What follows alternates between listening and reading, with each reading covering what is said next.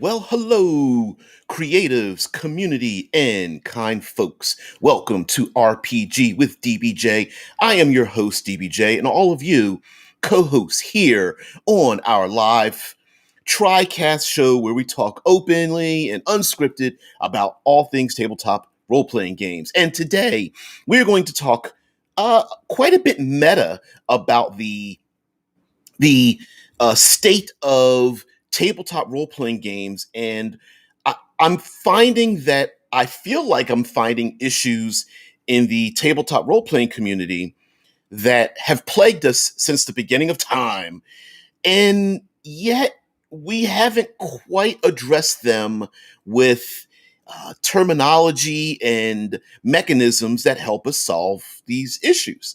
And one of the main issues that plagues tabletop role playing games are absentee players.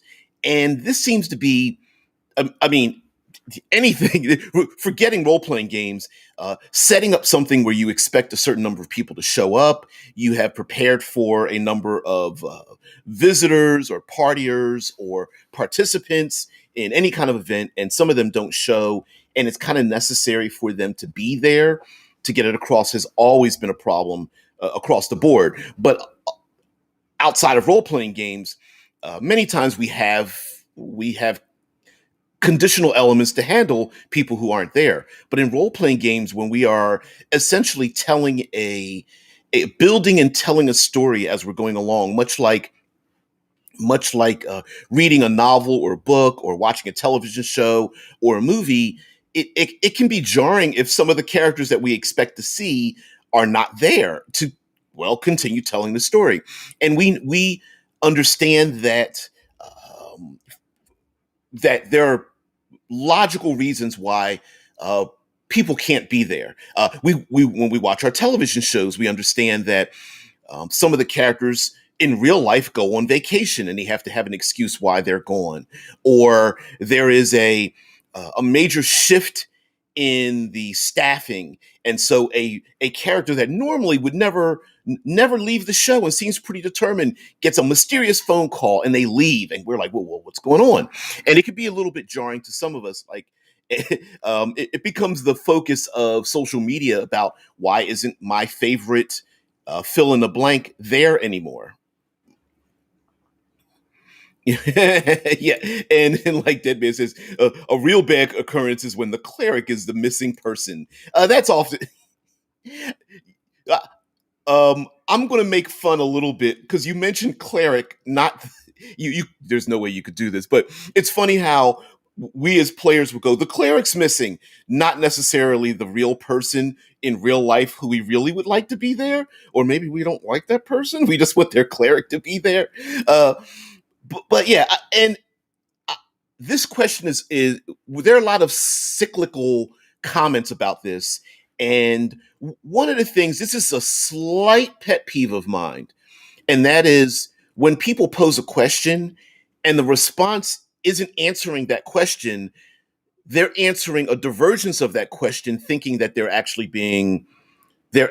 making a critique of the original question in the first place.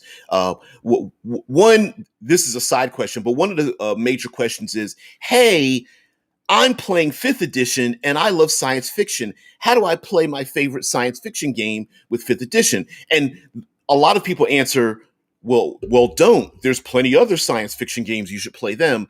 And that's not really answering the question, or at least that's not answering the question initially. And I think in this case of when players can't show, they don't show, but you want to continue the game as presented. Hey, we are going to the Isle of Dread.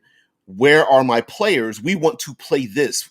A lot of times the answer to that is, well, don't play that game, play a different game, or play a side game or something like that. And I'm not saying that isn't.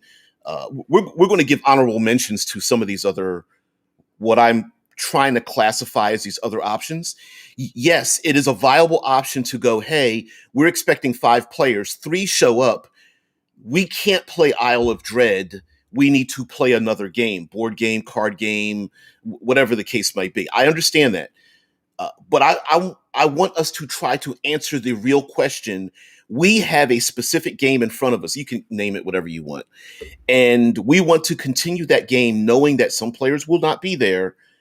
How do we do it? And I think part of it is it's quite meta, and the other part of it is maybe we should start accepting a new um, design method, table. I don't know how to explain it. Table overlay method of how we think of role playing games now, considering that people are very busy. They are around the world. They have various. You get online and you start to, you start to stream, and you realize that yeah, it's not all about you and your time. Your time schedule, but people from around the world have different time schedules as well, which accounts for that, and real life. um, all right. We're going to get to a long comment here. Mike Gould says there are several ways to account for missing players, but my favorite occurred during a Feywild-based campaign. Missing players' characters would either fall through the Feywild portals or be nabbed by specific NPCs from the Feywild. Since time passes differently in the Feywild, 5 minutes there might be however much time passed in the real world for the others. I will run a game I will run a table if the majority of the players show. I'm not punishing those who can show because life happened for absentees. And I think part of it, first of all, yes. And then I think sometimes we put a lot of preparation in some games. We can get pretty miffed when real life takes effect, but we need to watch out for being hungry wolves in the pit and not bite at each other's hind legs. When people go missing, and I get it that there are some players that always are late. They're always missing. They always don't have the character sheet. Like, yes, we talked about some of those bad behaviors the other day. Like, you're just an asshole if just learn the rules. It's been 8 months.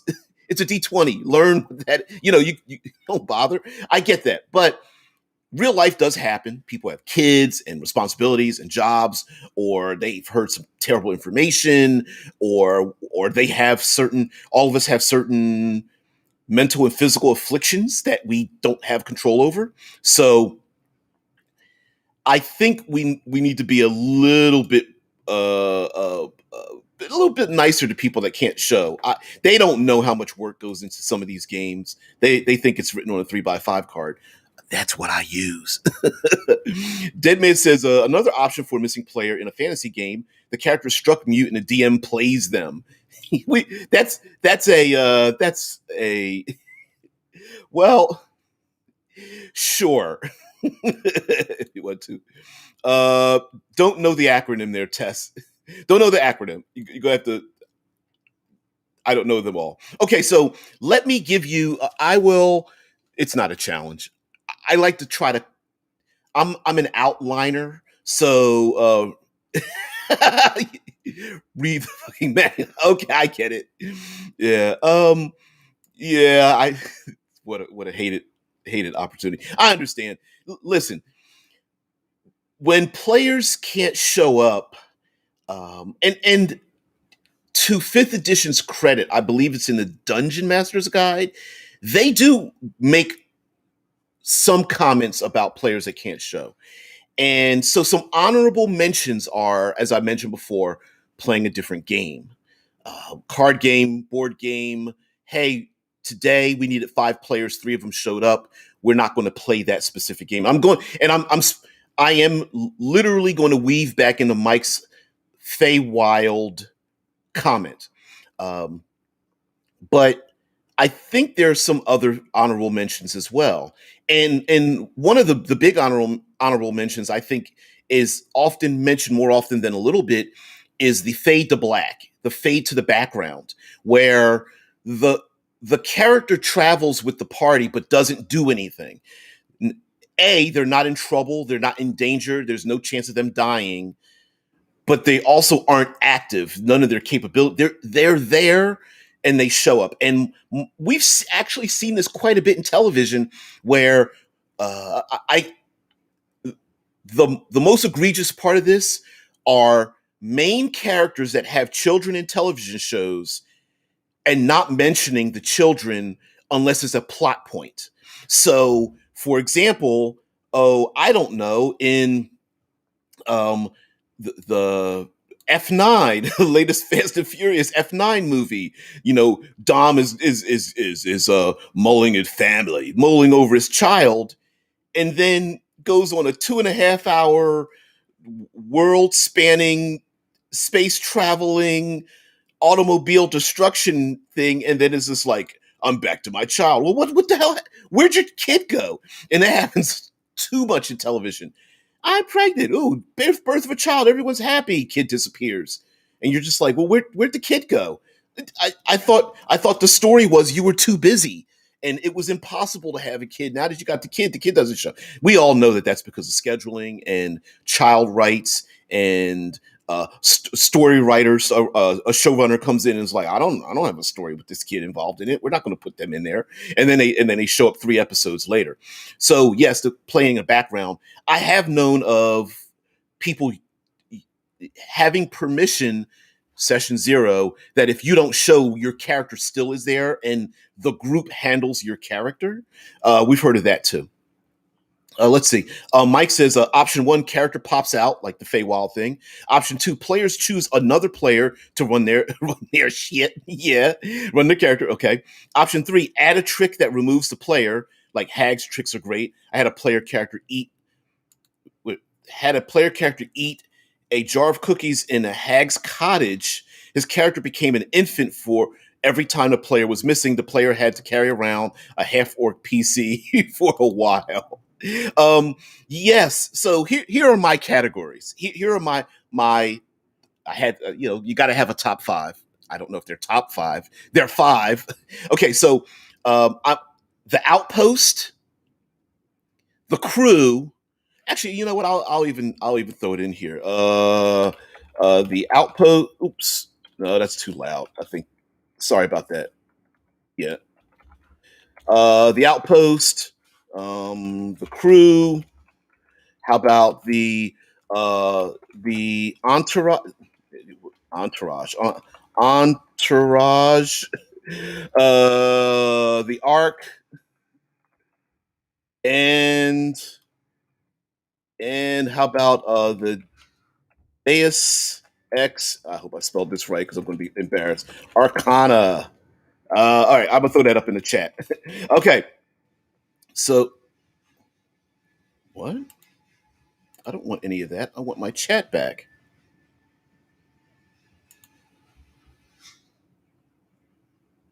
No, what the hell just happened? I don't want any of that. Chat. Sorry, guys. I'm trying to bring the chat back, and no, I don't want any of this. Oh, it disappeared on me. Why did it disappear?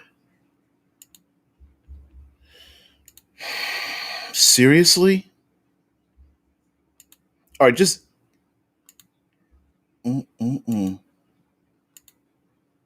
And my chat just disappeared. I don't. Okay, let's see if it brings my chat back. Yay! Woo! Woo! Came back, and what I typed in didn't appear. Great. Okay, well, all right. Okay, sorry about. I really apologize about that because it did remove some of the comments here. There we go. So I'm going to put in a. There we go, Mike. There are your comments there, and I can see what you've written. It doesn't appear on the screen. I apologize for that. All right, so the Outpost, the Crew, the Entourage, the Arc, the Deus Ex Arcana. The Deus Ex Arcana is what Mike had mentioned before. So here we go. Um, in general, the Outpost is where every game begins and ends at a location in which characters can uh, leave the game and come back in when you're traveling for long distances. I suppose you could call it the caravan. You could call it the the the the, the post-apocalyptic safe haven, the oasis. It is, and you the meta is that the players missing catch up to the next outpost to join back into the game. So there's a safe specific location that they are located at that leaves them out of the game until they're able to arrive later on. And we've seen this plenty of times. Yep, Mike had makes a good point. Like, believe you me, we're already on the same page. Mike says, I can remember playing Vampire the Masquerade, and we had a lot of players missing. The GM ran a game where we played our ghouls. It was Ghouls Night Out. Hilarious session that ended with the death of every ghoul. And actually knowing that your character's going to die at the end, like even these side characters, is actually kind of cool. And we, did a similar thing in Vampire the Masquerade, and B, that's exactly what we're going to talk about here. Tesla's like a lower deck type game. Yep. Mike says, in a similar vein, players might play their pets, familiars, etc., on a mini adventure. We're going to get into that. Okay, so the Outpost is an external safe haven. I guess in video games you could call it a spawn point or something of that nature, where you arrive in a location. You can start to mix and match the new participants, and you go on. And I'll talk about some of the pitfalls of that, some of the great things and the pitfalls of that. The second one is the crew of a starship, the crew of a pirate ship, the crew in a caravan. You have a traveling, moving receptacle, whether it's a train or what have you, a vehicle of some sort, but more specifically, you are a crew of individuals, and there's a reason why people drop in and out. Maybe even based on their capabilities. Like, for example, in a procedural, you don't need the coroner until there's a dead body, but you can jump out of the corner. Let's see, Discord.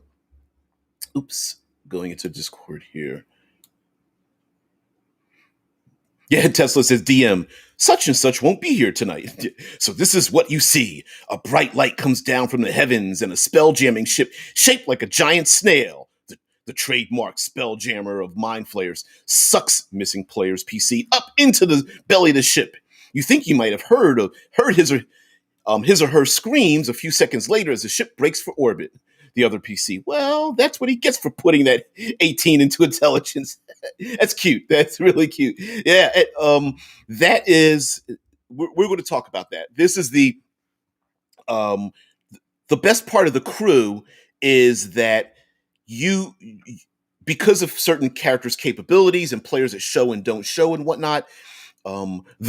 Using the crew in Star Trek specifically, what happens? They get beamed up and down. They literally get beamed out of the show and then beamed in because they're needed. Hey, doctor, we need you to, doctor, cleric, healer, whatever PC shows up. Hey, we need you to beam down for a specific reason. And it could be extremely vague. There's a chance we might be injured. Send a medical person. How come every episode they don't do that? And they don't, right? Now, the third one is the Entourage. And yeah. Tesla's like, the wife called, have to go do something at home? Yeah, well, yeah. Now, mind you, this is usually plot related, but we've seen in television, cops are literally standing over a dead body, poking it with a pencil. Phone rings. Hello? Who's that? I gotta run and do something. Okay, I'll handle the murder investigation while you run off, I guess. We've seen that plenty of times as well, and that is the what I'm thinking of as the crew. The Entourage, going back to the comment about playing ghouls, is more or less a trope style, troop style, not tropes like TV tropes, troop style, where you have a number of main characters, a larger group of minor characters, and what we do is we follow one or more of the main characters, and then people play also minor characters, so that let's say there's a group of wizards. This is actually in how Ars Magica is designed, that you may only focus on one of the three wizards and the people surrounding the wizard. Entourage television does this a lot. Like there was a show called political shows do this. The West Wing, Veep, any political show, you'll have a senator or something, and then you'll have the larger group beneath them. You'll have a main doctor and all the students. You'll have a detective, and then the group of uh, beat cops and whatnot around them. And what happens is, if the main character is gone, you still have the entourage doing things. And of course, the entourage gets into a lot of trouble, so you can mix and match those individuals as well. My fourth one would be the arc, and the arc would is we understand we're telling a story arc, and so we're gonna flash away, flash forward, flash back, flash sideways. We're gonna run a side a side game. We may not even roll dice for a game. We're going to role play something out, and this one takes a little bit. I'm going down a list of like acceptable behaviors in game mechanically and role playing wise, in terms of having a side adventure where how do you explain someone's character dying or getting injured or getting a magic item that they didn't have the last session, when we're literally going to flash back into this game? How do you explain that? You might have to accept certain limitations of a thing. And lastly is the Deus Ex Arcana, which is the literal act of, in world, you disappear for some reason. Maybe your fictional game world is the real world, and like the Matrix, this was done in the role playing game Invisible Sun. Our real world exists in that world, and it's called the Gray, I believe. And the Deus Ex Arcana is that you have to disbelieve the real world to go into essentially like a dream world, except the fact of the matter is it's the opposite. The dream world is real. Our real world is the fake place, but you keep getting drawn back to the Gray. And so maybe there is an in-world Feywild. You get snatched by the Feywild. You get snatched by a Mind Flayer ship. Magic causes you. Your warlock patron summons you away. You're a cleric, and a pale horse comes down, and you mount the pale horse and fly away, or something like that. So those are like my 5 categories, and we could discuss them. But I got to get back here and see what my co-hosts have to say. Michael says, the crew is something I used when all the PCs were members of a mercenary company. Missing PCs received orders to leave for a bit. Exactly. The crew can eat. This easily fits into traveling merchants. Military is perfect example. You got orders, you got to go, and you may get orders to come back. Any starship traveling is a perfect example. Or piracy. You're a member of the crew. You got left on the ship. You landed on the beach. My character is fixing the widgets while you go off, and then later on, the character shows up behind everyone. Hey, I thought you were on a ship, and the person goes, well, I thought you needed help. Boom, they show up, right? Mike Gould says, I've also run a campaign where each player was stuck with a malfunctioning magical object that would turn them off, and they would act like an automaton. That's another thing, whether it is an external or internal issue with the player. My mage can only tap into the ley lines of power at certain times, and the celestial alignment has changed, so my wizard doesn't have magic anymore. I'm traveling with the group, but I'm just fading in the background because I can't do anything until the planets realign again. Oh, okay. My druid is a shape changer, and I change into a tree or something, and when I'm done being tree-like, I'll show up. Or again, playing people's familiars or side characters. And I think there is a way for us to rethink how we play our games, to accept that it's not always going to be 3, 4, 5 main characters playing their main character in a campaign specifically in front of the DM or the GM. But Mike continues, when you said arc, I didn't know if you meant arc, like an arch or arc. And or an arc, ARK, and it was either a story or a reference to animals. No, no, yes, yes, yeah, yeah. It's a reference to story arc, not a physical object or animals. Although an arc filled with animals kind of fits in with what we're talking about. So, okay, here's sometimes there are players that are value added. And what I mean by that is I'm not talking about running random game where random people show up and and you, no offense, but you really don't care about the players.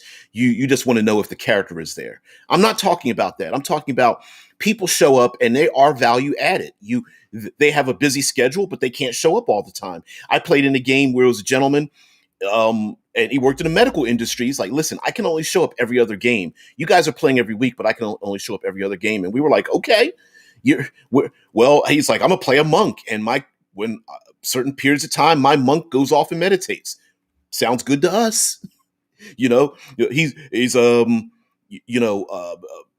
peace and tranquility, won't fight. That's why I'm not involved in the action. Makes perfect sense to me. And I think maybe our session 0, we should talk about that. Like, why, if you can't show up, why is your character gone?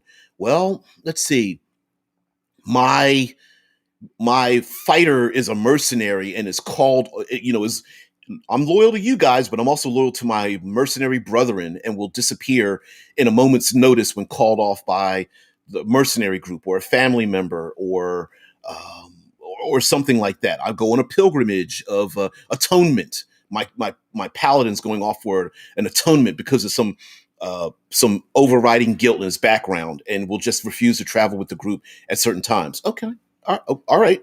I'm an oracle and I go into catatonic state, or my character will disappear into the elemental plane temporarily. Okay, makes perfect sense. You don't need to gamify it. You just go, well, here's why you're not there. I think that makes perfect sense for us to think about. Vampanoid says, Cass sending, hey, where are you? With the carriage. Can't find parking anywhere, so I'll just stay here and watch our stuff. Yep. Hey, how many conundrums has that happened? Party travels to dungeon entrance, looks around at all their horses and wagons, looks at looks at one of the player characters. Halfling goes, oh no, I'm not staying out here. You worry about that, right? Oh man.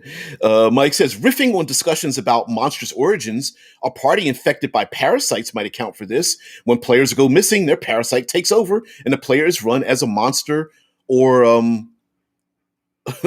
monster, or I'm gonna say, I'm not thinking you meant hose, but catatonic. Yep, absolutely. Okay, your missing player is brilliant. From here on in, I'm adding something to session 0. Tell me why your PC goes missing. I think you're being serious about that. And listen, like I said, real life happens. Why don't we? Why, as players and gamers and tabletop gamers in general, why isn't this a norm? We can make this a normal thing. All right, guys, we're going to play a fantasy game. Your Dragonborn. Why does your Dragonborn go missing? And you go, oh, my Dragonborn is having mutagenic changes. Could I change it to some kind of like Drake or Wyvern and fly off? Great, good. Oh, I'm shedding my skin and I go into a hibernetic state or something. Great, okay, perfect.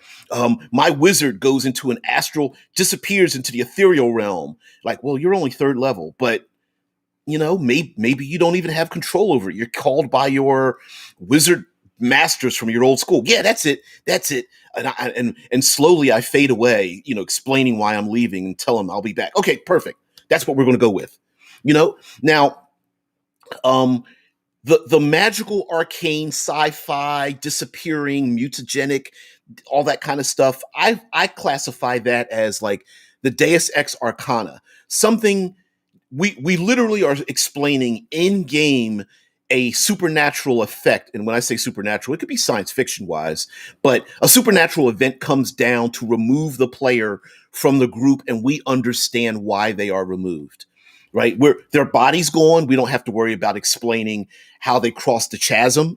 We don't have to explain all these kind of things. They are with the party. Maybe they are a loved one, they're twins, and one of the twins merges with the body of the other one. Maybe there is a weird magic item and someone is carrying around a gem, and their body, gets trapped inside of the gem periodically. Now, if we move on to the entourage might be, hey, maybe my PC, although I'm playing an actual player character, rules and everything, maybe my PC is your PC's genie. Or I'm playing your familiar, but I'm playing a real character that when I'm not there, I am your familiar. So, I'm a wizard with a raven on his shoulder, but periodically, like what's the movie? Lady Hawk. For those who don't know, in Lady Hawk, a loving couple were cursed, where in the evening she was human and he was a wolf, and during the day he was a man and she was a hawk or a falcon or something. So maybe a player is seen with a raven on their shoulder, and when you show up, that raven turns into your player character, and then when you're gone, you turn into their raven. All right.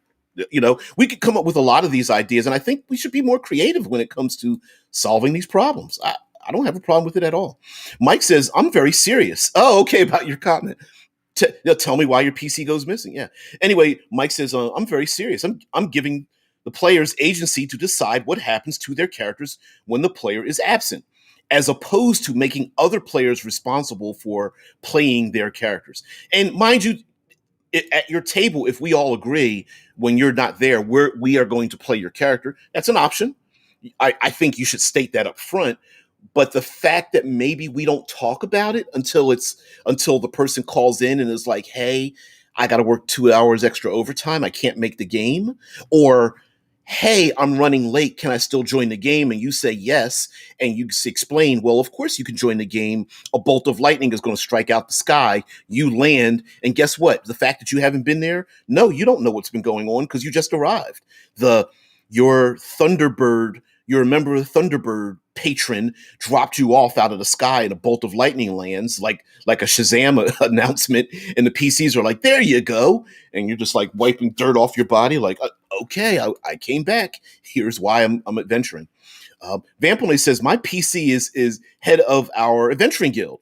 He can only play when someone else DMs. We role play that he's too busy setting up adventuring contracts for other members to leave too often, only on very important missions. And exactly, maybe a non-fantasy thing is my character has other responsibilities. Now, the reason why I added in the Outpost is because if the players travel to the Isle of Dread, I know it's a module, X1, whatever, they travel to Isle of Dread, it's a little difficult to say, hey, I'm taking care of the tavern, I'll be back later. So why isn't your character there? Well, you're at the camp, you're at the oasis, you are, as the party travels, you're at the outpost. That is a little bit more difficult, I think, because we must accept that we are going to meta the beginning and end of every session, that we leave an outpost and arrive at an outpost for whatever the case may be. That outpost might be very temporary, an encampment, a cave, a grove of trees, whatever. The PC, I'm staying behind watching our crap while you move ahead, something like that. But if the PCs are literally in a world where they don't know where they're going and they're traveling far away from civilization, if you're saying, well, I'm going to handle guild stuff, it might seem game breaky to go like, well, how did you find us? It took us forever to get here and you just showed up behind you, even though we've seen that happen plenty of times. And thanks, Vampanoy. Yeah, I absolutely agree that there might be like, hey, well, when I'm DMing, my player is handling paperwork, but when I show up, hey, I'm going to get off the railroad and join you guys. Mike says every PC gets a special effect to explain why their PC goes missing. Also, that kind of, I think, since we don't need to mechanize it, making your character just a badass for why you disappear is actually kind of cool. My Dragonborn that goes into a mutagenic state, or my Spider Queen warlock patron puts a cocoon around my body for me to show up later, or um, my body bursts into a cloud of smoke or butterflies or ravens or spiders and disappears only to reappear as that same cloud of something later on in the adventure or something. We saw Doctor Strange do this in Infinity War, head shaking back, time stone. Hey, what are you doing? Well, I'm Doctor Strange, and I have to explain why I'm not involved in a current situation right now. I decided to look at 14,600,000, and right? Mike says Lady Hawk should be the term for playing a pet. Bill's going to Lady Hawk this game. Ooh, and here's another thing with the lady. I guess we could call it the Lady Hawk. Here's another thing. Maybe we understand that if there's, let's say there's 4 people in the game and one of them doesn't show, so now you have 3 players, and we understand that the missing player means you're going to be down a person.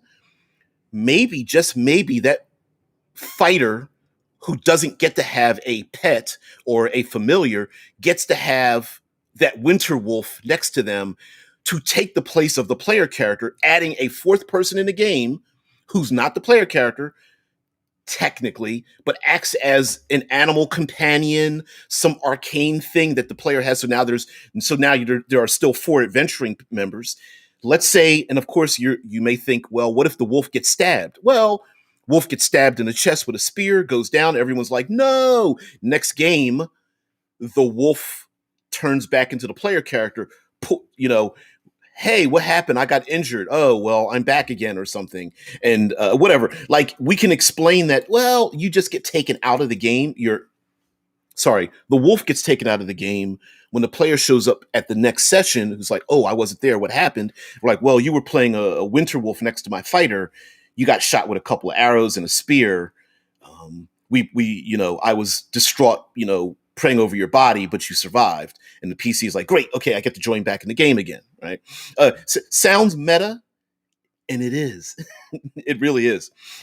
Paradox Talk says, I create organizations in my games that will appear when a person is missing and grab them for a side quest relevant to their backgrounds. Makes perfect sense to me.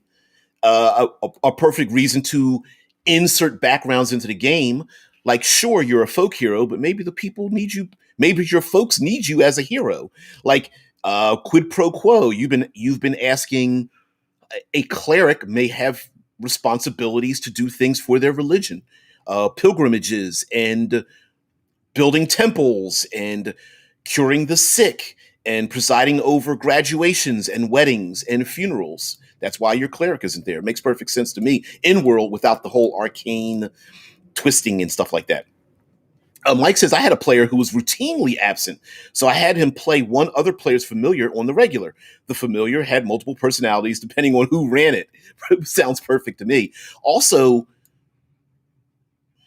I know this sounds kind of strange, but maybe we should relax our hold on what a player character is.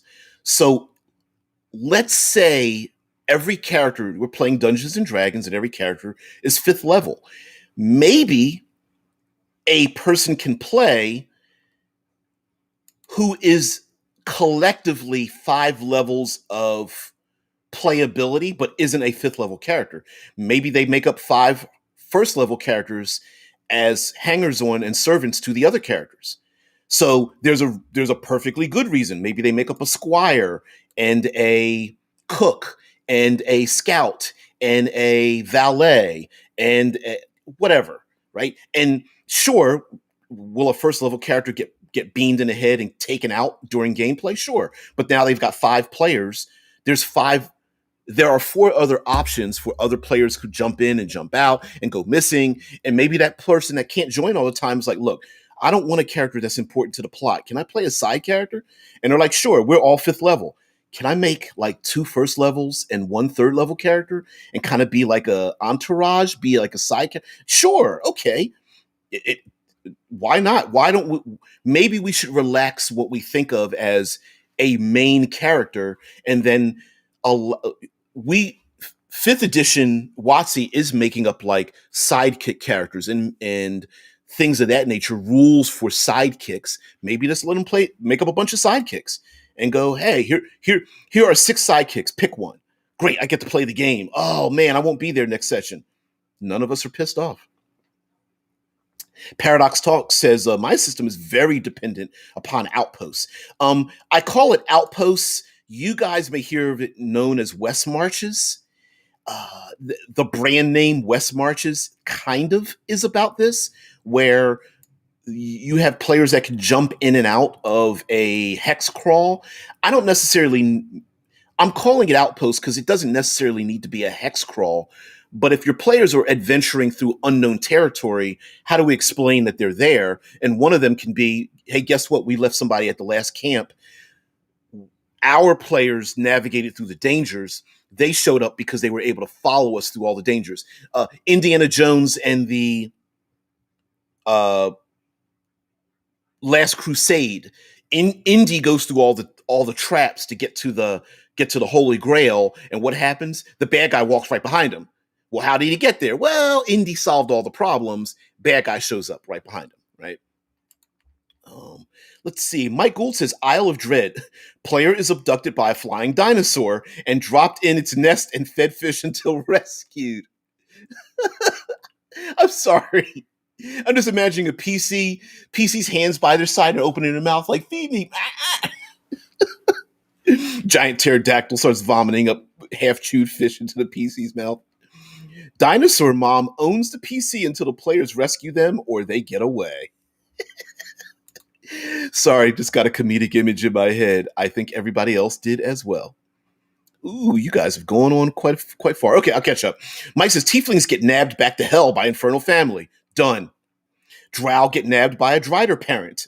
Elves have chaotic fae friends. Orcs or half-orcs gets transported by Groomsh, etc. Exactly. Paradox says, I used to have players stuff the unconscious player in a bag of holding, but then that opened the players saying if a player can fit that changes the size of the bag permanently, they can now breathe in there, etc. Yeah. Mike says, the wolf isn't a wolf, it's a shadow hound. Yeah, you can make up whatever you want. I guess my point would be like, why do we it's our game. We can have people there or not. I mean, heck, if you really want a player to turn into another player's shadow, okay, maybe that maybe the player character isn't a character at all. Maybe the one player is playing, the Raven Queen is my warlock patron, and the other player character is like, I'm going to make a fighter, but I'm going to be a servant of I was sent by the Raven Queen for your character's specific reason to be there, right? My fighter's just a fighter, but when I'm gone, I'm a shadow of the Raven Queen or something. And when I reappear, a raven flies out of the sky and transforms into my character when I show back up again, right? I don't have wild shape. It's just it's like a video game. That's how I spawn. A big flock of ravens comes by. Boom, my fighter's there. I'm at your service. Boom, get back into the game. Disappear again. Yep, exactly. Oh, you guys are silly. Malfunctioning bag of devouring. Stuffing the PC's unconscious body in the bag. You guys, no one ever stuffs anybody into a handy haversack. It's always a bag of holding or a portable hole. Tesla Ranger says, if you have a player that is routinely absent, have him play a minor character, like what would normally be an NPC, a hireling, etc. Exactly. But you know what's weird with that, Tesla?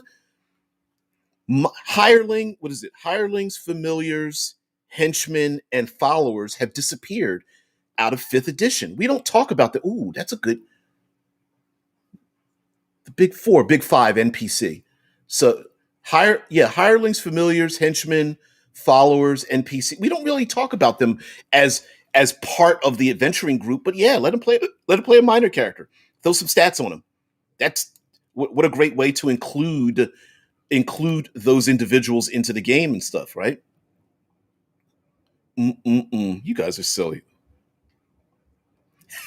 Oops. Mike Gould says Holy shit, PCs exchanging shadows. That's genius. Well, I mean, why not? Why wouldn't how this is weird. Two players playing the same game, they can never show up at the same time. Superman, Clark Kent, they are each other's shadow. Maybe you have a game where there's 6, 7, 8 people want to join the game, and they go, I can't really commit to that many games. The other person says, well, I can't commit to that many games. And they go, oh, I'll be your character's arcane something, and you be my Lady Hawk, the thing, right? They're each other's shadow, they're each other's twin. Remember, I mispronouncing Janus, Giannis. Maybe for some strange reason, they are the dark reflection of the other one. The PC's like, I've got to go, and they literally turn around and they're like a different person. Or they shape change into someone else with a different personality. I don't know. I don't know. Why not? Why can't we play with that? Mike says there's literally a dark gift where one's shadow becomes animated. This accounts for each PC becoming the shadow depending on the game. Sure. Why? I love what you guys are saying because I'm like, yeah, we can use all of these options. Paradox Talk says, but full disclosure, I tell my players real life is important, so I'm not going to stress missing a game. I think that's important for us to accept because a lot of people take it personal. I mean, take it really personal, almost close to table flipping when people can't be there in real life. And there is nothing game wise that's more important than real human beings at the table. Anyway, Paradox continues to say, people got bills. Yep. Family and lives. I'm happy as long as there's someone I can tell my stories. If I stress it, it affects the game. Exactly. And maybe here's a weird thing. When we nag people and get stressed out about it, we get pissed off. We none of us like being told what to do. If we reduce our stress about people showing up, hey, you guys, guess what? I'm going to run this as a crew. You guys are just going to be part of the crew. And then when you're not there, you're on the craft ship, spelljammer ship, pirate ship, space ship, railroad, caravan. When you're not there, don't worry, don't stress it, guys. If you can't show, maybe more people will be like, you know what? Thanks for not stressing me out. I know I can't commit to all these games, but actually I feel comfortable. You know what? I'm going to make more time to be there. Maybe if we can't change other people's behavior, we can only change our own. But if we change our own, when we change our own behavior, the dynamic changes other people's perceptions and their behaviors in relation to that. Quote, Vampanoy says, have players routinely absent play a minor character. You mean you mean a dwarf? Miner. Yeah. Although it would be good. This could kind of turn a little comedic. You're in the Underdark, so every time my player shows up, he's got a pickaxe, comes out of the wall, and goes, "You miss me? I'm home." Ooh, Paradox says Dr. Jekyll, Mr. Hyde dynamics. Yep. Why not? Why not? My player turns into your character turns into mine. I don't know. Yeah, sure. Yeah, yep. Jekyll, Hyde, Lady Hawk, Shadows, Giannis. Yeah, you're right on target. Yeah, I'm right there. Like, yeah, why not? And listen, we're coming up with these fantastical reasons for people being missing, but the fantastical reasons can be built into the game. Like, like what greater gift to a player character than to make them feel special? Everybody wants to have a special snowflake. If your character shows up because a black necrotic bolt of lightning fires down from the sky and your necromancer lifts out of the dirt of the ground and dust spills from their body whenever they show back up, why? And when they disappear, they disappear as their body, I don't know, discorporates or turns into a ghost, or they sink into the earth, or like a mummy, they go into a crypt and disappear at night. Okay. How sweet, what kind of a cool character concept is that? And we're just talking about Why couldn't you just show up to the game? You know, Vampanoid says cleric by day, rogue by night. It's Dr. Jekyll and Mr. Hyde. Pun always intended. Yep. Dr. Jekyll the cleric and Mr. Hyde literally hiding in the shadows as the rogue. Hey, someone who wants to play a character with multiple personality. They look exactly the same. And here's a funny thing with the multiple personality thing. Whenever they meet an NPC that knows them, the one player may not remember ever meeting that NPC, but the NPC remembers meeting them because only the other personality remembers what happened. Let's go with that one. Ooh, Necromancer gets pulled into the ground by the dead when he returns. Sorry, family meeting. Undead arms, skeletal and zombie arms pulling at their flesh as they pull them down into the ground. And then when they come back, they're just like wiping dirt, like, sorry. Family issues. Brush. Here's a nasty one.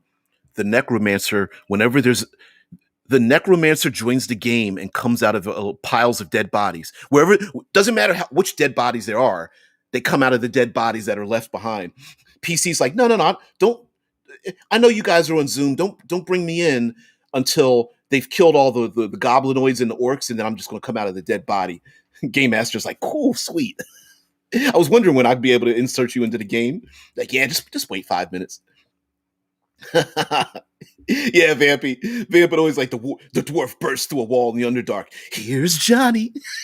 Yeah. But yeah, or even more comedic, someone plays remember Batman and Boy Hostage? Someone's always like, every time they find them, they're always like tied up or chained up or captured or knocked out or hanging upside down or in a cage or locked behind something. And maybe they're the rogue. And the PCs are like, what the hell? How did you get ahead of it? Long story. Just get me out of these handcuffs. Why are you hanging upside down in a tree? Pulls mask off the face. There was this thing with like tube socks and a weird comment and the woman's dad, and I can't explain it, but just get me out of here. Oh man. Tesla Ranger says the Harrowed in Deadlands. Evil spirit takes over the PC. PC is controlled by the GM. Okay. I'm liking that. Oh, you could even play this. The PC, the players can't be there.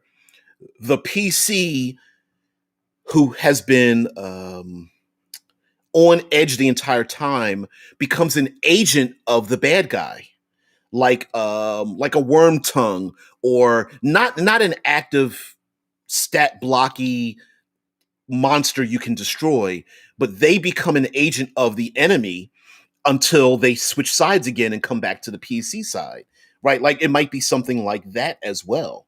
Or the bad guy has such a hold over the player character that periodically they are drawn away from the party to be captured, enslaved, discorporated, to then appear again and go, I'm sorry, guys. The Jason Bourne thing. Oh, I can't believe I don't remember having done that thing, you know?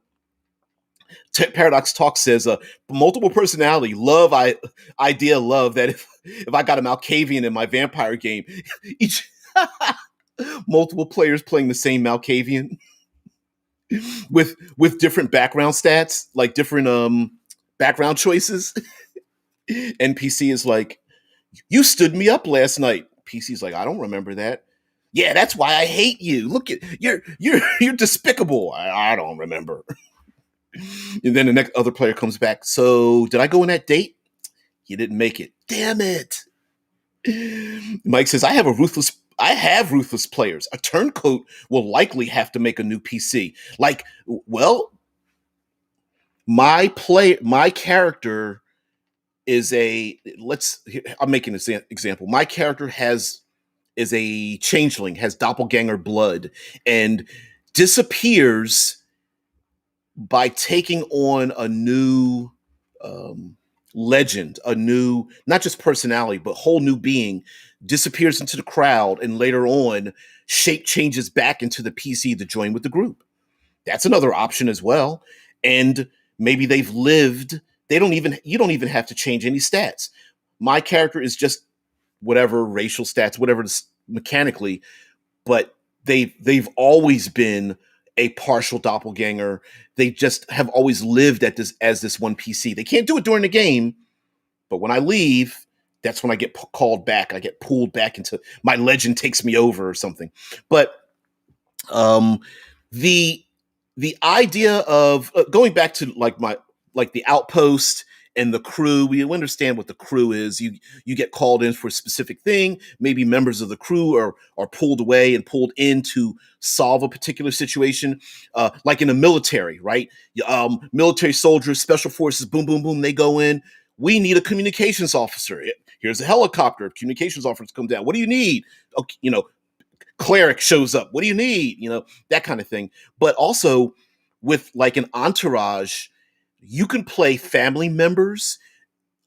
One person could be a noble and everyone else is playing servants around them. You could literally tie in the story like maybe one of the player characters specifically sends the person who can't show away on a mission.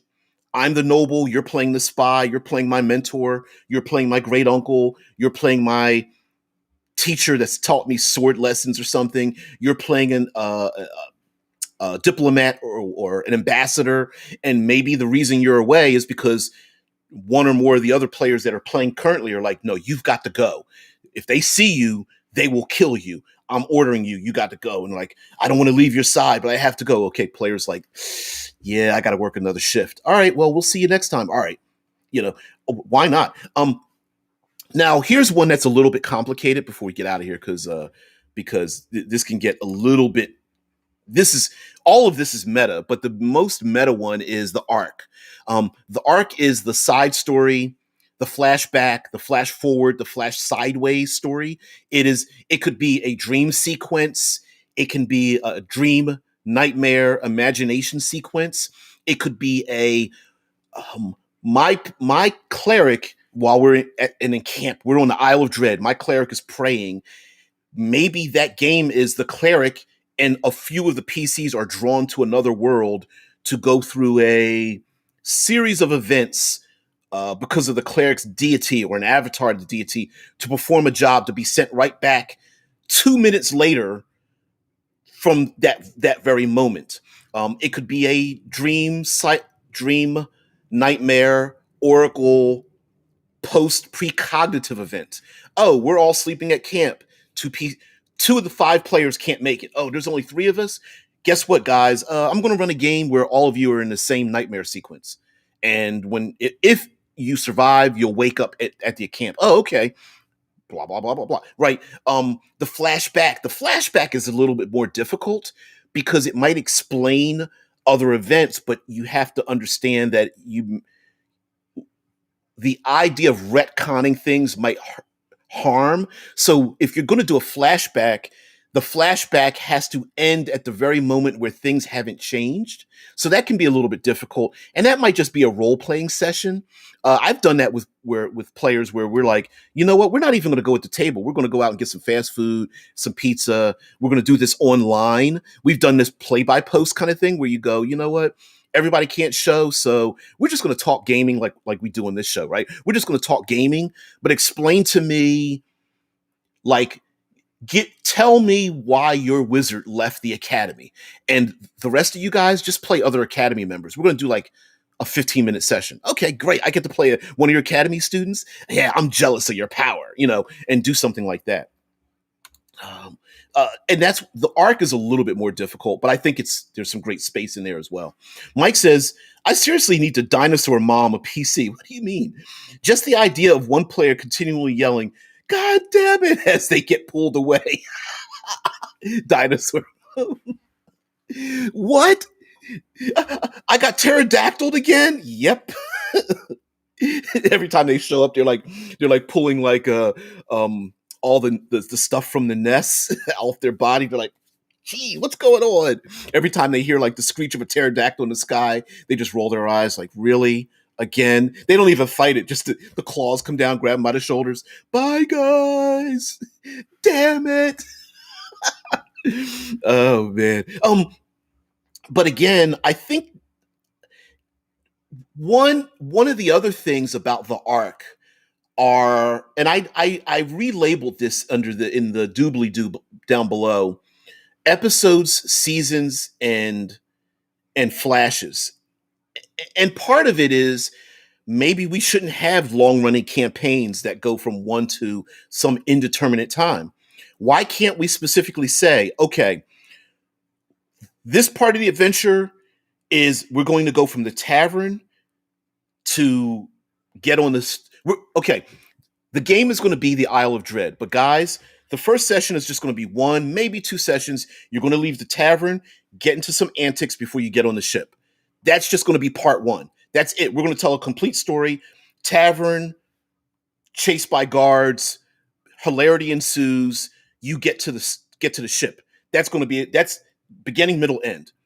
Next arc, ship traveling through dangerous waters to island. Is that the Isle of Dread? Nope. You're just going to show up on a sandbar. Great. That's going to just be a 2-session arc because I know everybody can't commit to 27 sessions, right? We're just going to do a 1-shot, a 2-shot, a 3-shot, whatever. Okay, that's a full arc, full story, beginning, middle, end. All right, we're going to leave the sandbar and really find where the Isle of Dread is. Okay, we're going to go. It's going to be sea monsters and other pirates. We're going to run that game, and then we end up on the beach at the Isle of Dread, right? Like maybe we should shorten instead of. Sometimes our feelings are hurt with television. Going back to television again, when we watch the first season of a show, they have a cliffhanger, and we get pissed off because we're like, the show got canceled and we'll never know the answer. This effing sucks. As opposed to a television show, like I'm trying to think of one off the top of my head. There's one, True Detective, that basically tells you up front, this season is one complete story. It's going to have a beginning, a middle, and an end. When you're done the end of the season and there's no more seasons, it's a complete story. You'll be satisfied. Next season, we're going to tell another story, right? And so on and so forth. Maybe we should just chop up our 37-session campaign into these are 2 episodes. This is going to be a 1-shot. This is going to be three sessions. This is only going to end in 2 sessions. And do it and mentally tell ourselves we're going to tell a complete story, beginning, middle, and end that part of the story, and then continue on.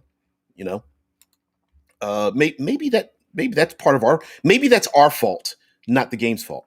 Paradox says in D&D, I've had 2 missing, so I made the other 3 play the enemy characters. Ooh, to gain perspective of the people they are at war with and how their actions affected the nation they were at war with. So it was a flashback, but as characters far across, like far. I'm assuming far across, like the nation. I can't read it. Oh,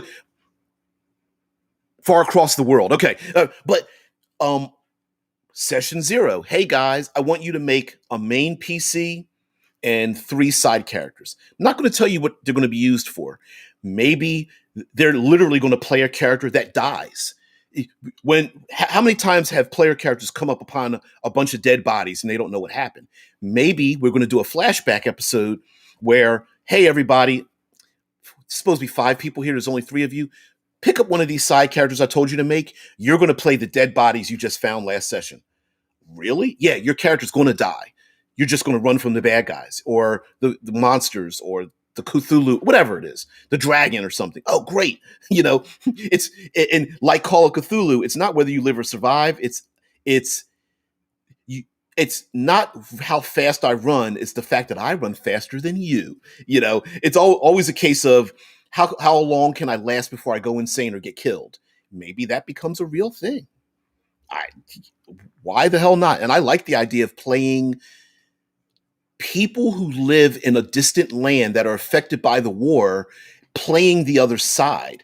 Sure, it may not change why the player characters are fighting them, but it might give them a new perspective. And what a great way to like info dump, right? Michael says PC start referring to dinosaurs as his brothers and sisters. Start bringing up absurd excuses. Sorry, guys. Greg was graduating medical school. Couldn't miss his graduation. That's ridiculous. I love it. All right. But anyway, guys, thank you so much for being part of the show. I thought we would just have a discussion about it. I know there's. I guess my feeling is it feels like something after 40, 45 years of role playing that this is something we should have had at least some concrete methods to deal with. Like I brought up Invisible Sun, that in world your character disappears to the gray and then reappears later on, and I'm like, well, that actually makes a lot of sense. Paradox Talks might say, hey, listen, it's war. Maybe your character is overcome with grief or pain or trauma, or your military commanders go in and go, look, I'm splitting you guys up. You're going on one mission, you're going to go on another one, and then come back. You're all members of a crew or an organization, and you have responsibilities. Magically, your character, magic, sci-fi, arcana, fantasy, supernatural powers come and do things to remove the PC and brings them back into the game, and we just embrace it.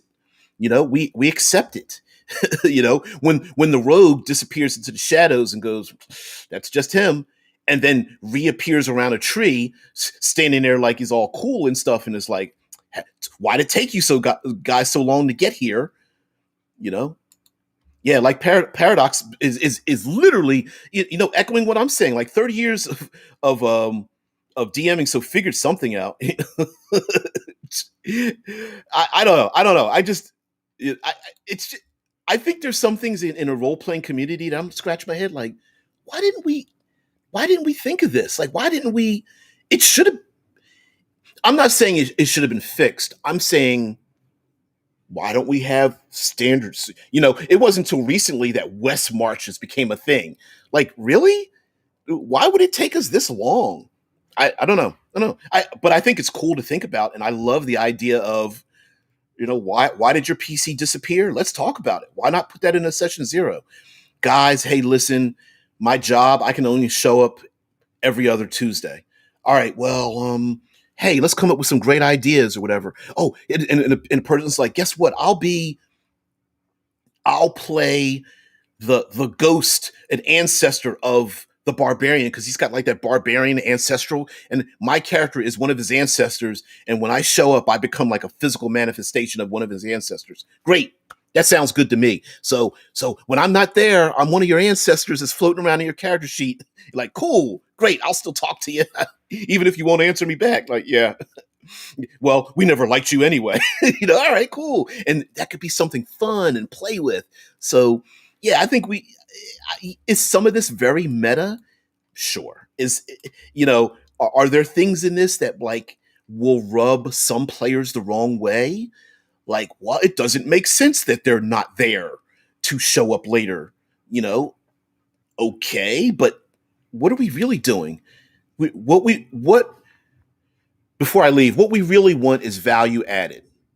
You want to be a person who is value added. You want players to be value added. I don't care about your character. I want you as a person to be in my game. That's what we really want. And if that person, the more valuable that person is to your life, man, you're a great role player. You're a great DM. Hey, DM, I know you want to play sometimes. Make up a character. I'll step in and DM every once in a while. Like, let's rationalize that part of it, and then go, all right, you know what? Since we love to play together, forget all the how do I explain why you're not here? Why don't we just sit down and explain it? Here's a reason why. And then, so that's where I'm coming from. That glass half full. You guys know I'm a positive person. I think the positive part of, I want you to be in my game. We are going to figure this out. And if somebody can only show up once a month, and this is what motivates them, and they're a great person, and you go, you know what? Hell, and they don't even have to be your friend. Maybe they're just somebody around the world that you just love talking to them and conversing with them and exchanging background and information and experiences. And if this is how you can do it and you can only do it once a month, and that person's like, nah, I got to bow out. Like, no, I'm not going to let you bow out of my game. I'm going to figure out a way for you to be in it. Maybe this is a reason why. So, guys, thank you so much for just being part of the show. I really appreciate it. Please like, share, subscribe, comment, throw more pterodactyls and dinosaurs in your game to get for your PCs to get snatched away. Let's Lady Hawk this thing, whatever the case might be.